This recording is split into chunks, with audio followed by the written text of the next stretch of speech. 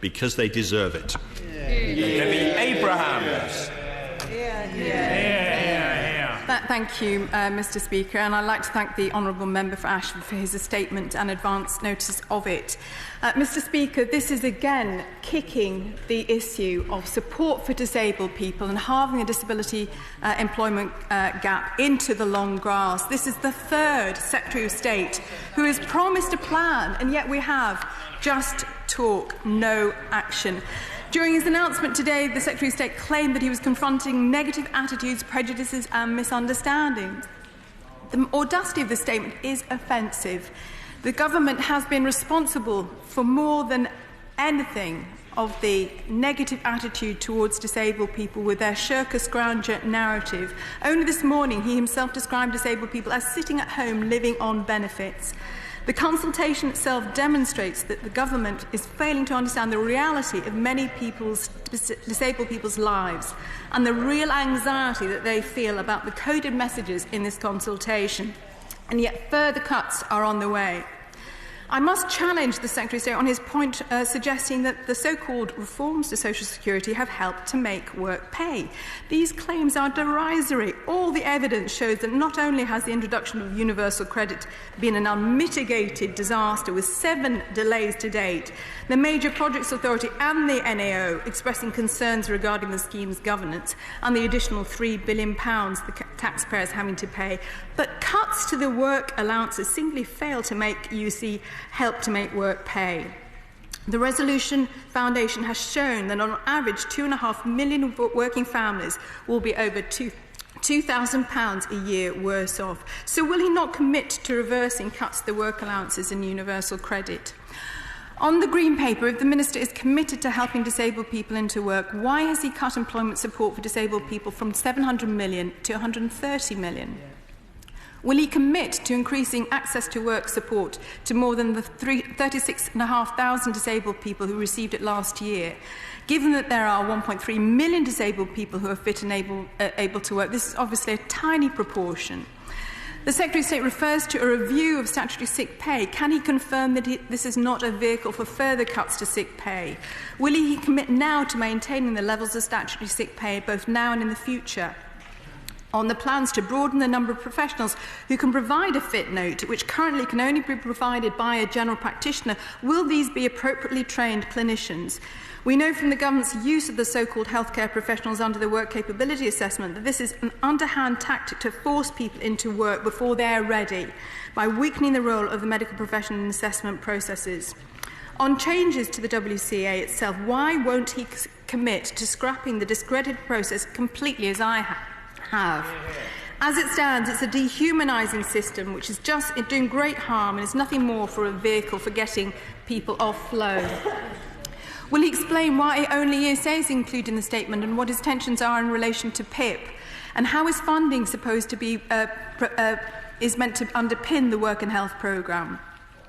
Will the Honourable Gentleman as well commit to reversing the ESA WRAG supports, which again is going to do untold harm?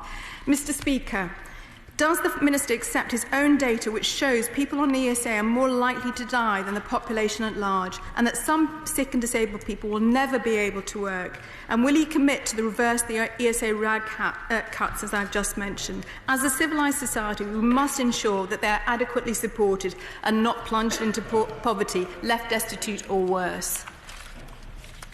Thank you. Secretary of State.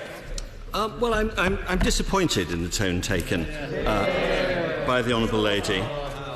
And I'm disappointed because she seems completely out of touch with those who represent disabled people.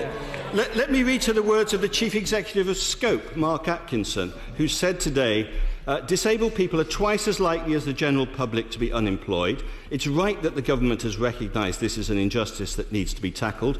We welcome the publication of the Green Paper, which recognises the need for real change and sets out some bold ideas for reform. Or Dr Liam O'Toole of Arthritis Research UK, who said today's Green Paper offers a vital opportunity to better understand and then meet the needs of people with arthritis.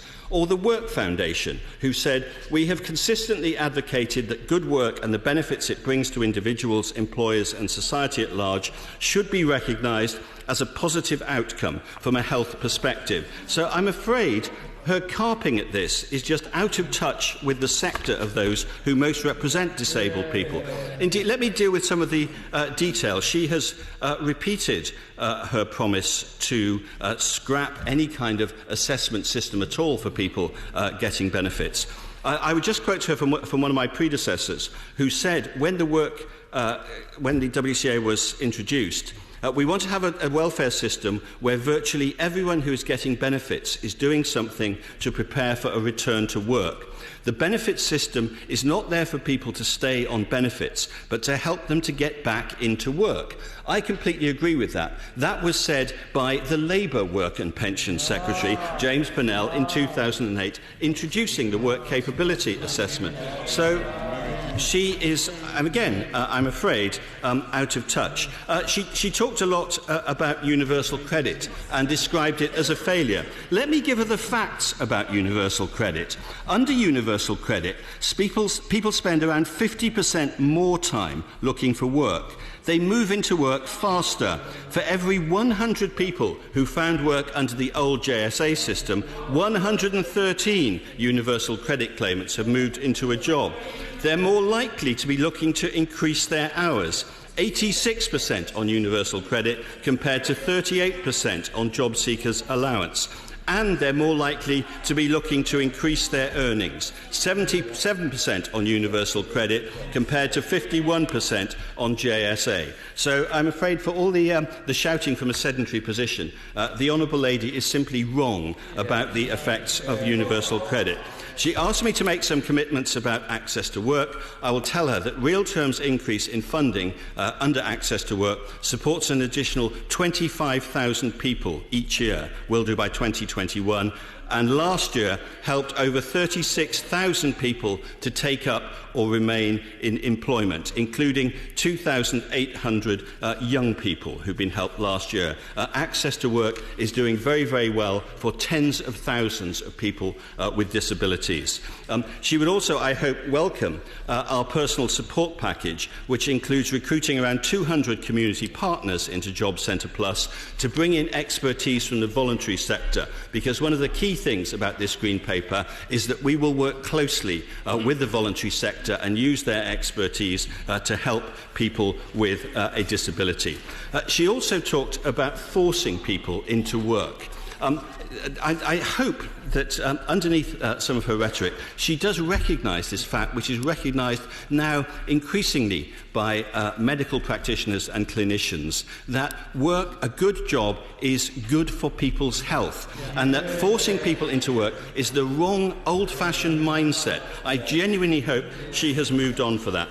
She asked about statutory sick pay. I'm able to assure her there is nothing in this Green Paper about cutting statutory sick pay. We want to make it easier for people to move back into work, perhaps gradually, so that they can take maybe a few hours' work in the early days and months of them getting back into work.